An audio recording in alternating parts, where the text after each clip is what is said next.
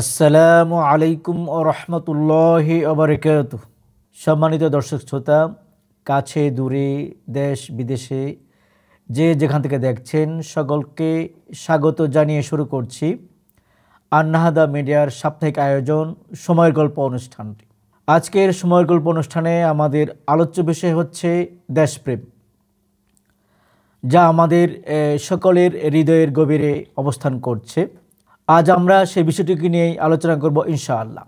এই দেশপ্রেম নিয়ে আলোচনার জন্য আমাদের সাথে আজকে স্টুডিওতে মেহমান হিসাবে উপস্থিত আছেন বিশিষ্ট শিক্ষাবিদ এবং মিডিয়া ব্যক্তিত্ব, আন্নাহাদা ফাউন্ডেশনের সম্মানিত চেয়ারম্যান জনাব রফিকুল ইসলাম মিয়াজি। স্যার, আসসালামু আলাইকুম রহমতুল্লাহ। ওয়ালাইকুম আসসালাম রহমতুল্লাহি ওয়া বারাকাতুহু। কেমন আছেন?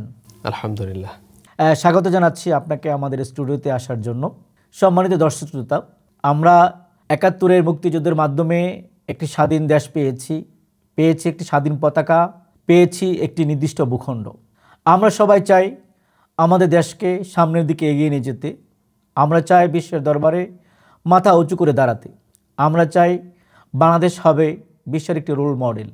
যদি আমরা আমাদের এই কাঙ্ক্ষিত লক্ষ্যে পৌঁছতে চাই, তাহলে আমাদের সবার আগে যে জিনিসটি প্রয়োজন সেটি হচ্ছে আমাদের দেশপ্রেম। যদি আমরা দেশপ্রেমের মাধ্যমে নিজেকে নিয়োজিত করতে না পারি, দেশপ্রেমের মাধ্যমে আমরা কাজ করতে না পারি, তাহলে আমরা আমাদের যে কাঙ্ক্ষিত লক্ষ্যে পৌঁছার যে উদ্দেশ্য, সে উদ্দেশ্যে সফল হবে না। আমরা আজকে এই বিষয় নিয়ে সম্মানিত মেহমানের সাথে আলোচনা করব।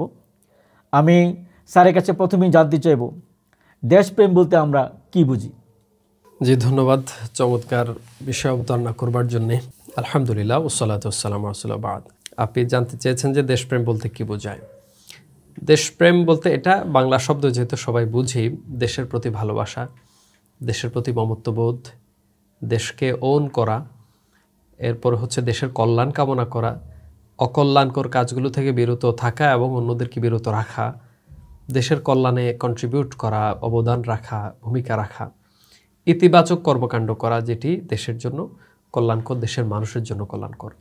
দেশ বলতে দেশকে ভালোবাসা, দেশের মানুষকে ভালোবাসা, দেশের প্রকৃতিকে ভালোবাসা, এ দেশের ভূখণ্ডকে ভালোবাসা, দেশের স্বাধীনতা সার্বভৌমত্ব রক্ষার জন্য চেষ্টা চালানো ইত্যাদি মিলেই দেশপ্রেম হতে পারে।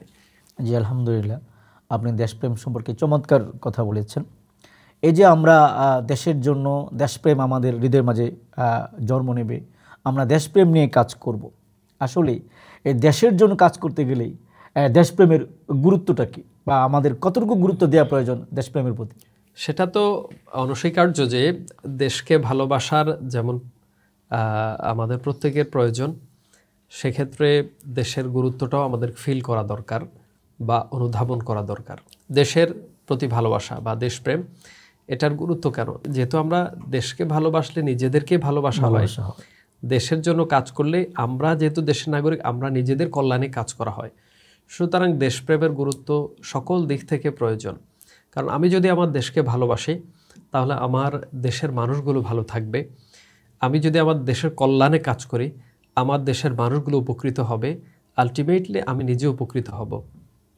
আমি যদি আমার দেশকে ভালোবেসে দেশের উপর আরোপিত যে কোনো ধরনের বিপদ আপদ থেকে আমি দেশকে রক্ষা করার চেষ্টা করি, দেশে যে কোনো অনাকাঙ্ক্ষিত পরিস্থিতিতে আমি যদি দেশকে সেভ করার জন্য কাজ করি, আলটিমেটলি আমার আপনজন উপকৃত হবে, আমার প্রতিবেশী উপকৃত হবে, দেশের মানুষ উপকৃত হবে এবং আমিও তাদের একজন হিসেবে উপকৃত হব। সুতরাং দেশকে ভালোবাসতে হবে, দেশের ভালোবাসার প্রয়োজনীয়তা রয়েছে। আর দেশকে ভালোবাসার অনুভূতি থেকেই আমরা মূলত আমাদের আপনজনদেরকে ভালোবাসি। দেশকে ভালোবাসার অনুভূতি থেকেই দেশে বাইরে যখন কেউ রক্তচক্ষু নিয়ে আমাদের দিকে তাকায়, আমরা তাদেরকে দাঁত ভাঙা জবাব দেওয়ার জন্য প্রস্তুতি নিই।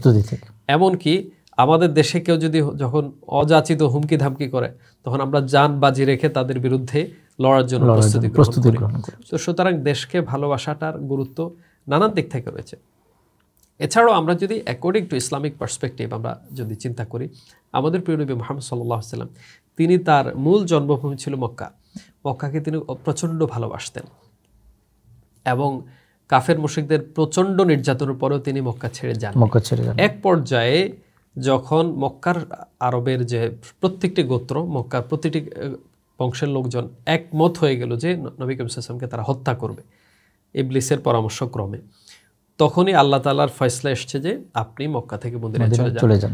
আল্লাহর সিদ্ধান্তের কারণে, কাফেরদের ষড়যন্ত্রের ফলে আল্লাহর সিদ্ধান্তের কারণে তিনি মক্কা ছেড়ে মদিনায় যান, কিন্তু তিনি কাবার গিলাফ ধরে কান্না করেছেন যে আমি তোমাকে ছেড়ে যেতাম না, যদি আমার কওম আমাকে বের করে না দিত, তারা বাধ্য না করতো, আমি তোমাকে ছেড়ে যেতাম না।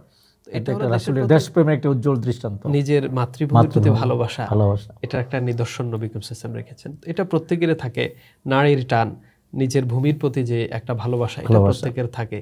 দেখুন, আমরা যখন প্রবাসে যাই আমাদের কাছে মনে হয় যেন বাইরের জগৎটা ভালো ভালো সুন্দর সব ঠিক আছে, কিন্তু দূরে গেলে আমরা তখন এই নিজের দেশের প্রতি ভালোবাসা অনুভবটা হয় যে আসলে নিজের দেশে থাকাটা কত রিল্যাক্স ফিল করি আমরা, রিল্যাক্স ফিল করি, যতই বিপদ থাকুক অসুবিধা থাকুক, নিজের দেশের প্রতি ভালোবাসাটা আমরা তখন অনুভব করি যে আমার দেশে আমি আনন্দ পাই, মজা পাই, এখানে আমি চলতে কমফোর্ট ফিল করি, যেটা বাইরে করি। এটা দেশপ্রেমের একটা ন্যাচারাল ফিলিংস আর কি। জি, আলহামদুলিল্লাহ, খুব চমৎকার বলেছেন। এ পর্যায়ে আমি আপনার কাছ থেকে একটি ভিন্ন ধরনের প্রশ্ন উত্তর জানতে চাইব। আমাদের দেশে অসংখ্য শিক্ষা প্রতিষ্ঠান রয়েছে, লক্ষ লক্ষ ছাত্র জনতা রয়েছে দেশকে পরিবর্তন করার জন্য বিশাল এক যুবশক্তি। এখন আপনার কাছে আমার প্রশ্ন হচ্ছে, এই যে লক্ষ লক্ষ ছাত্রী রয়েছে, লক্ষ লক্ষ তরুণ রয়েছে, আমরা শিক্ষার্থী এবং তরুণদের মাঝে কিভাবে দেশপ্রেমকে জাগ্রত করতে পারি? এটি অত্যন্ত গুরুত্বপূর্ণ একটা দিক যে আমাদের এই প্রজন্ম, বর্তমানে বাংলাদেশ কিন্তু এখন তারুণ্যের একটা জোয়ার চলছে। প্রত্যেকটা জাতির মধ্যে কিছু কিছু মৌসুম আসে তখন তরুণদের সংখ্যাটা বেশি থাকে। ঠিক বাংলাদেশে সেই সময়টা এখন চলছে, তরুণদের সংখ্যা, যুবকদের সংখ্যা সব জায়গায় তরুণদের জয় জয়কার। অন্যান্য আগে পরের যে কোনো সময়ের তুলনায় এটা এই সংখ্যাটা আমাদের বেশি, আনুপাতিক হারটা বেশি। তো এই তরুণদের এই জোয়ার যে হয়েছে, এই জোয়ারের মুহূর্তটা আমরা যদি কাজে লাগাতে পারি, অবশ্যই এটি আমাদের এই জাতির বৃহত্তর কল্যাণ সাধিত হওয়ার ক্ষেত্রে এটা একটা মাইলফলক হবে। তো এখন আমাদের এই তরুণদের মধ্যে দেশপ্রেমটা জাগাতে হবে।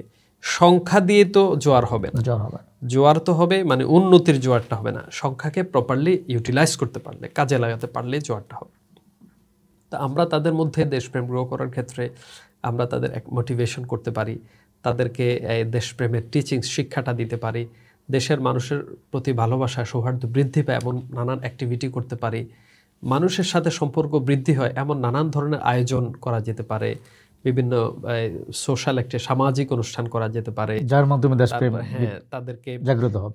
সামাজিক অর্গানাইজেশনগুলোর সাথে সম্পৃক্ত করা যেতে পারে, সামাজিক নানান প্রতিযোগিতার সাথে মাধ্যমে বিভিন্ন জাতীয় ইস্যুগুলোতে, ধর্মীয় ইস্যুগুলোতে তাদেরকে একত্রিত করতে পারে। এখানে বাস্তবিক অর্থে দেশপ্রেমের কথা যেহেতু ইসলাম বলে, এবং দেশপ্রেমটা এটা একটা ন্যাচারাল ব্যাপার, এটা একটা ইসলামিক ব্যাপার, এটা সামাজিক ব্যাপার, এবং এটা একটা আন্তর্জাতিকভাবে একটা গ্রহণযোগ্য একটা বিষয় যে প্রত্যেকে তার মাতৃভূমি দেশকে ভালোবাসবে। সুতরাং এই শিক্ষাটাকে আমরা ছড়িয়ে দিতে হবে।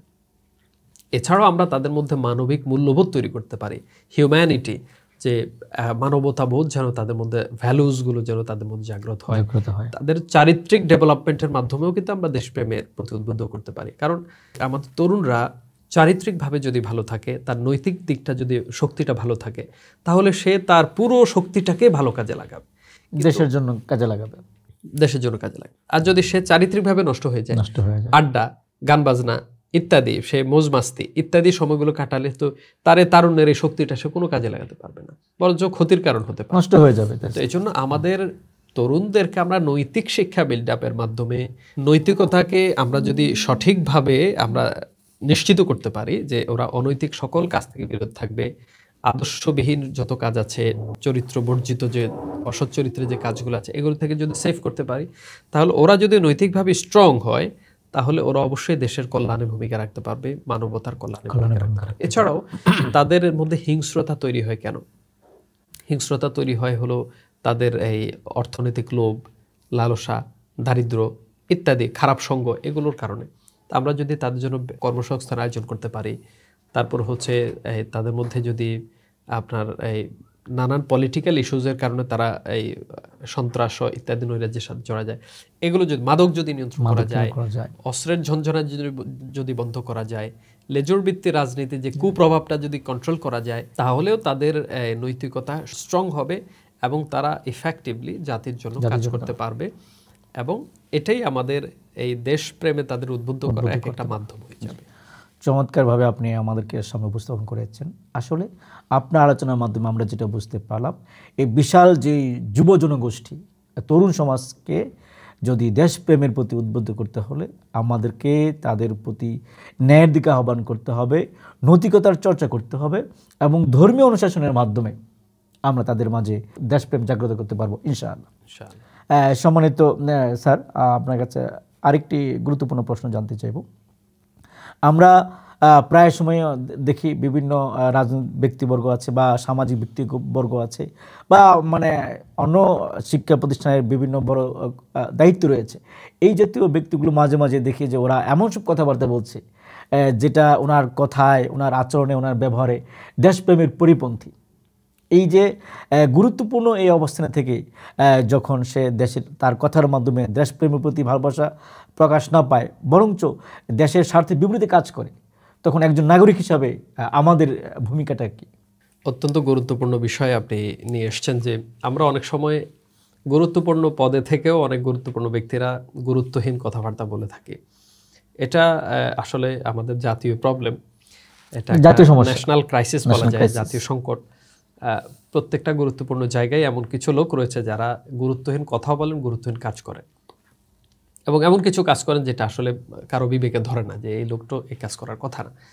তো এই জায়গায় আমরা নাগরিক হিসেবে আমরা এই যেটা করতে পারি, আমরা সচেতনতা বৃদ্ধির কিছু কাজ করতে পারি, লেখালেখি করতে পারি, বক্তব্য দিতে পারি, এগুলো একটা কাউন্সেলিং এর কাজ করবে। এছাড়া আমরা প্রত্যেকে যার যার অবস্থান থেকে আসলে মানুষ তৈরি করতে হবে, দেশপ্রেমিক জাতি তৈরি করতে হবে, ভালো মানুষ, দেশপ্রেমিক যোগ্য লোক তৈরি করতে হবে।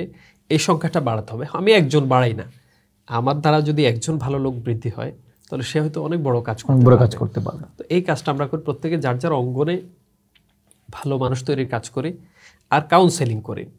এবং গুরুত্বপূর্ণ এগুলো রাষ্ট্রের কিছু স্টেপ নেওয়ার সুযোগ আছে, তো রাষ্ট্রেও সেই ধরনের প্রতিনিধি পাঠানোর ক্ষেত্রে আমরা ভালো ভূমিকা রাখতে পারি। চমৎকার। সর্বশেষ আপনার কাছে আমরা জানতে চাইব, যখন একটি সরকার এর মাঝে যখন দেশপ্রেমের ঘাটতি দেখা দেয়, তখন জাতির জন্য কি কি ক্ষতির হতে পারে বা ক্ষতির কি কারণ হতে পারে? আসলে সরকার তো হচ্ছে দেশের কর্ণধার, জনগণের নেতৃত্বে তারা আছে। তারাই যদি দেশের বিরুদ্ধে অবস্থান নেয়, দেশের অকল্যাণমূলক কাজ করে, তাহলে তো আসলে এই জাতির কপালে দুর্ভাগ্য, দুঃখ ছাড়া আর কিছুই নেই। যেটা আমরা বিগত রেজিমে দেখেছি, ফ্যাসিস্ট পুরো 16 বছর আমলে তারা সরকারে থেকে রাষ্ট্রের বিরুদ্ধে কাজ করেছে, ওরা দেশের ইন্টারনালি দেশের বিরুদ্ধে কাজ করেছে ব্যাপকভাবে। তো এটা দেশকে কতদূর পিছিয়ে দিয়েছে, কি পরিমাণ ক্ষয়ক্ষতি হয়েছে, হাজার হাজার মানুষের প্রাণ তারা শেষ করে দিয়েছে গুমখুনের মাধ্যমে, অর্থনৈতিক চরম সংকট তৈরি করেছে, সামাজিক একটা সংকট তৈরি করেছে, শিক্ষা খাতকে শেষ করেছে, নানান ধরনের প্রবলেম তৈরি করেছে। এটি জাতির কপালে দুর্ভাগ্য যে কোনো সরকার যদি এমন হয়, তো সেটা ক্ষতির শেষ নেই। তো এই জন্য আমরা এটা অবশ্যই এই জাতিকে সচেতন থাকতে হবে যেন কোনো ফ্যাসিস্ট যেন মাথা চাড়া দিয়ে না উঠে, এমন লোক যেন আমাদের নেতৃত্বে না আসে যে যার মধ্যে দেশপ্রেম নাই, যার মধ্যে মানবতা নেই। এবং এটা বোঝা যায়, আপনারা তার অ্যাক্টিভিটিগুলো দেখেন যে চিন্তাই করে, চাঁদাবাজি করে, মাস্তানি করে, সন্ত্রাস করে, দুর্নীতি করে, তার কাছ থেকে তো আপনি দেশপ্রেমের কিছুই আশা করা যাবে না। এজন্য আমাদের দায়িত্ব নিতে হবে যে এই লোকগুলোকে আমরা দেশের গুরুত্বপূর্ণ কোনো জায়গায় যেতে দেব না। এটি একটা সামাজিক বিপ্লব হওয়া দরকার, তাহলে ইনশাল্লাহ এই সমস্যার সমাধান করা সম্ভব। জি ইনশাল্লাহ। আমরা একদম শেষ পর্যায়ে চলে এসেছি। তাহলে আমরা যেটা বুঝতে পেরেছি আপনার আলোচনা থেকে, যে আমরা রাষ্ট্রের সর্বোচ্চ নীতি নির্ধারণী পর্যায়ে এমন লোকদেরকে নিতে হবে যাদের মধ্যে দেশপ্রেম রয়েছে, যারা দেশকে ভালোবাসে, যারা দেশের মানুষকে ভালোবাসে, দেশের কল্যাণে কাজ করে। এরকম লোককে যদি আমরা আমাদের রাষ্ট্রের সর্বোচ্চ নীতি নির্ধারণী পর্যায়ে নিয়ে যেতে পারি, তাহলে আমরা আশা করতে পারি আমাদের এই কাঙ্ক্ষিত বাংলাদেশ সামনের দিকে এগিয়ে যাবে ইনশাআল্লাহ। সম্মানিত দর্শক শ্রোতা, আমি নিজেকে ভালোবাসি, এজন্যই নিজেকে ভালোবাসার মাধ্যমে আমাদের দেশকে ভালোবাসতে হবে। দেশকে ভালোবাসা মানেই নিজেকে ভালোবাসা। তাই আমরা আসুন আমাদের কথার মাধ্যমে, আমাদের কাজের মাধ্যমে, আমাদের আচরণের মাধ্যমে সর্বক্ষেত্রে দেশপ্রেম যেন প্রকাশ হয় এবং আমরা দেশের কল্যাণে কাজ করে আমরা যেন দেশকে সামনের দিকে এগিয়ে নিয়ে যেতে পারি। আল্লাহ রাব্বুল আলামিন আমাদের সকলকে সেই তৌফিক দান করুন। আবার আগামী সপ্তাহে একই সময়ে একই দিনে আপনাদের সাথে দেখা হবে। সেই পর্যন্ত মহান রব্বুল আলামিন আমাদের সকলকে নিরাপদে রাখুন, সুস্থ রাখুন। আসসালামু আলাইকুম ওয়া রাহমাতুল্লাহি ওয়া বারাকাতুহু।